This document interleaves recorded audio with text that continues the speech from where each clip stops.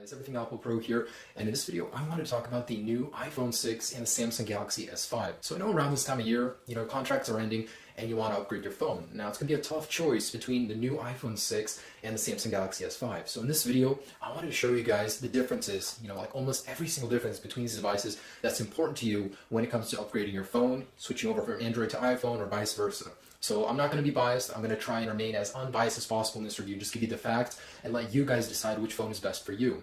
And these are, fundamentally almost completely different phones, so there's a lot to consider, and hopefully I can bring all of that to light to you guys, show you what's important for you when you want to upgrade, and help you make the decision between the iPhone 6 and the Samsung Galaxy S5. So the first and most important thing to consider when you want to buy either one of these is that they're completely different phones. Yes, they're both smartphones. Yes, they accomplish the same thing. It's just they do it in each of their own manners. One of these has several things that the other doesn't, and vice versa. So while they are both smartphones, there's so much different between them. They really got to think about every single thing and consider it when deciding to go for either one. And hopefully in this video, I'll help you make an informed decision about which one you should buy and why. Now when it comes to size, the Samsung Galaxy S5 is a bit bigger than the iPhone 6. The iPhone 6 is its slimmer counterpart. Every dimension is smaller on the iPhone 6. Now it's rated at 138mm by 67mm width and 6.9mm thickness. Samsung Galaxy S5 just a bit bigger at 142mm by 72.5mm and an 8.1mm thickness. Now how that translates to day-to-day usage, I doubt you'll notice that the iPhone 6 is 1mm thinner than the Samsung Galaxy S5. It really wouldn't make sense to say that my iPhone 6 is better than your Samsung Galaxy S5 because it's 1mm thinner. I mean, who even notices that when they use these devices? Now, besides the iPhone 6 being a smaller device, it is actually lighter than the Samsung Galaxy S5. And I'm a bit surprised because the build material is different. Aluminium and plastic. Plastic you'd think would be a little bit lighter, but no. The iPhone 6 is 129 grams versus 145 on the Samsung Galaxy S5. And that may be because the device is a little bit bigger and it has a feature inside of it that the iPhone 6 doesn't have, which would be water resistance, and that may add extra weight to the device. The Samsung Galaxy S5 is a larger phone for a reason. It has to accommodate for a larger 5.1-inch Super AMOLED display versus the 4.7-inch on the iPhone 6, which is IPS rated. Now, when it comes to actual screen quality and the differences between the two, there's a massive difference. The Samsung Galaxy S5 has a Super AMOLED display, which features a better contrast ratio, so darker colors will look better than on the iPhone 6. However, on an IPS display, it has superior viewing angles. So if you're looking at the phone from any angle, it's going to look just as good as looking at it, just straight on. So both of these screens have their own benefits. Super AMOLED displays have a slightly better efficiency, and if you put a black background on it, it'll actually help you save battery life, while that's not true for an IPS display. I thought that was interesting. The resolution between these devices is also different. The iPhone 6 has a very interesting 1334 by 750 pixel display, whereas the Samsung Galaxy S5 has a standard 1920 by 1080p resolution display. And the differences are very negligible. You'd have to look really close to actually see a difference, but the Samsung Galaxy S5 does have a sharper pixel density at 431 versus 326 on the iPhone 6. So content will definitely appear sharper on the S5, however, you'd have to look really close or have to have a really sharp eye to be able to tell a difference. And the following is actually really interesting to me. Most consumers wouldn't even care about it, but the Samsung Galaxy S5 has a sub-pixel diamond structure, which is different from the standard on the iPhone 6. If you zoom in really close on the pixels, they're arranged in a diamond pattern versus a standard rectangle on the iPhone 6. Most people wouldn't notice, but me being a long-time iPhone user and going over to S5, you can definitely see there's a difference, something different about the pixel structure on the display, and like the pictures show you, it's definitely arranged in a different pattern. Both the iPhone 6 and Galaxy S5 have stunning displays, no complaints there, but there's more to a phone than just its display, inside what's powering it.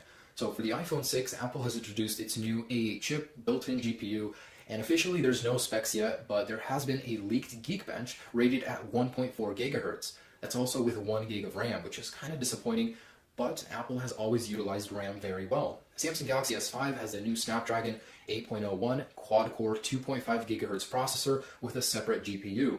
Both of these are equally stunning. Samsung Galaxy S5 spec-wise is much higher than the iPhone 6, but how that translates to day-to-day use, I can't show you until I actually have the phone in hand. But in the past, Apple has been very good at optimizing their phones and getting stunning results out of slower processors. Now, Apple just optimizes their software to take advantage of the processor they have inside. Next is cameras. Both of these devices have very capable cameras. The iPhone 6 will have an 8-megapixel camera, eyesight camera is what Apple calls it, and it'll have True Tone Flash. True Tone Flash is a feature that was introduced with the 5S. It basically, when you take a picture in the dark, it'll use different shades of colors, temperatures for the flash to get you an awesome picture every single time, and I think that's a very great idea.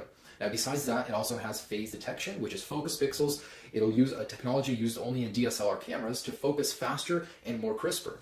Samsung Galaxy S5 also has phase detection on a 16 megapixel camera. Now, 16 megapixels doesn't necessarily mean that the camera is better, it just means it's a bigger picture. What actually matters is the quality of the sensor. And the Samsung Galaxy S5 actually has some cool features with its camera as well. And that's selective focus, where you can choose if you want to blur the background when taking a picture of something close up, or blur the picture and focus the background. I think it's really cool. As for the capability, the Samsung Galaxy S5 can record 4K at 30 frames per second, and that's a pretty rare feature to find in a phone nowadays. As for slow motion, it can do 120 frames per second at 720p.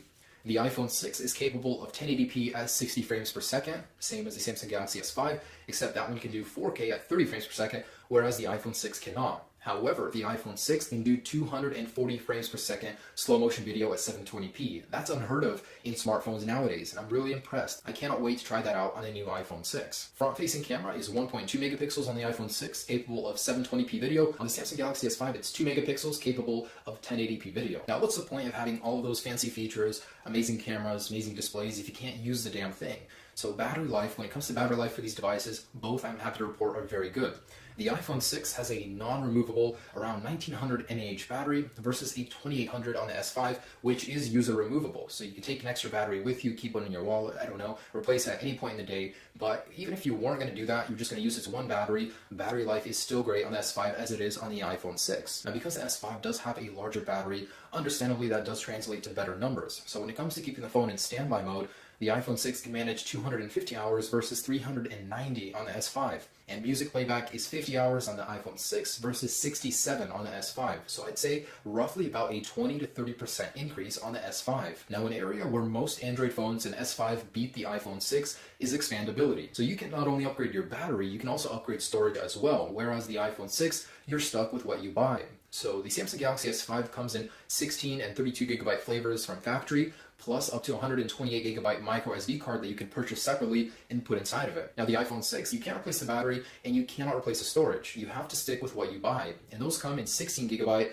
64 gigabyte, and 128. And Apple charges us $100 in between storage options, when in reality it costs them as little as $6 to $10 between a 16 gigabyte option and a 64. So I think that's kind of unfair, and I really wish Apple would bring more expandability to iOS. Now, when it comes to operating system, there is so much to say, so I'm going to try and give you just a little bit of a summary between these two devices.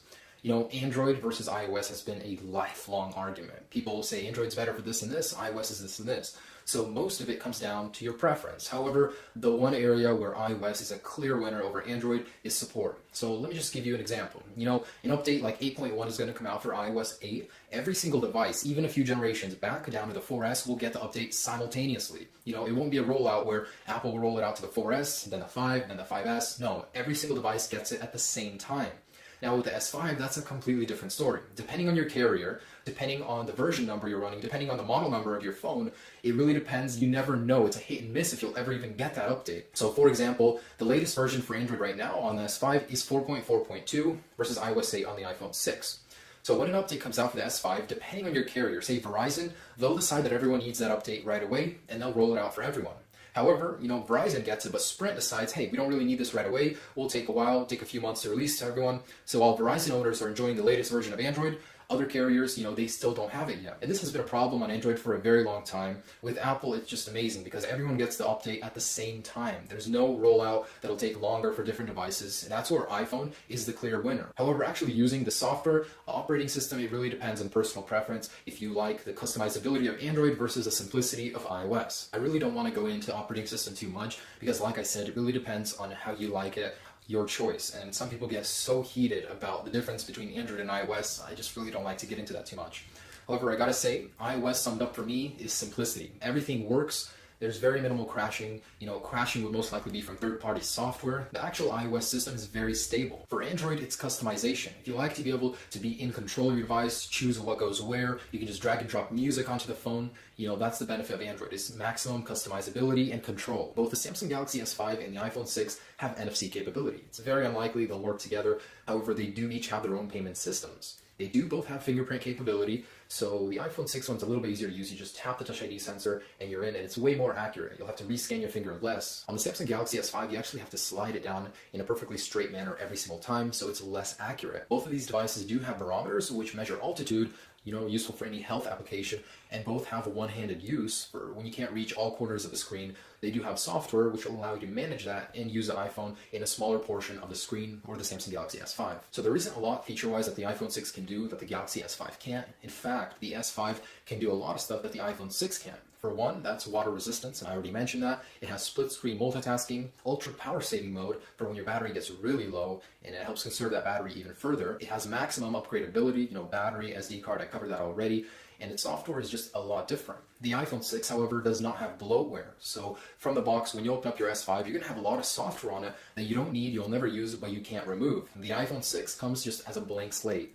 Apple does not allow any of its carriers to install any applications because it likes to be in control of the entire experience. And if you've ever owned an iPhone and something goes wrong with it, Apple has stores everywhere. This is one of the benefits of owning an Apple product, is Apple is really, really convenient. If anything goes wrong and it's not your fault, just bring the iPhone to them and they'll replace it on the spot. If they can't do that, they'll still fix it for you, but they won't give you a new iPhone. In most cases, they do give new iPhones if there's something majorly wrong with the iPhone and it's covered under warranty still. For the Galaxy S5, Samsung still does that. However, you do have to ship your phone to them, which is kind of an inconvenience. If you do need your phone at all times, it's great with Apple. You just go there, get a replacement, or get it fixed. So guys, as I've shown you, there's so much when it comes to deciding between these phones that has to do with personal preference. No one is a clear winner. It really depends on what you want out of it. They both have great displays, great cameras, great software. It's just really what you like. Now, the Samsung Galaxy S5 will come in 4 colors: black, blue, gold, and white. And the iPhone 6 will come in space gray, silver, and gold. So they do have a good color selection. Again, all about personal preference. The cost of these devices is actually exactly the same. So that's one thing that won't come into play when it comes to deciding between the two. Off contract, you're looking at $649 for the 16GB iPhone 6 and 16GB Samsung Galaxy S5. Contract pricing also the same, $199 again for the 16GB models. Now every carrier has their own pricing variations, so the rule isn't for every single one. However, the retail is $649 and $199. So that's just about it. Like I said before, there's just too much to consider, and I personally, without putting my opinion in it, can't make up your mind. It really depends on what you want out of your phone. For the iPhone, it's all about simplicity, ease of use, having everything just be there and work. For the Galaxy S5, it's about customizability and being in control of your own phone. So, it really depends on what you guys want. I really appreciate you guys watching this video. I hope you guys liked it. And I do hope I informed you as to the benefits of each one of these devices. Hope I helped you make the decision between the Galaxy S5 or the upcoming iPhone 6. Have a great day, guys. Peace.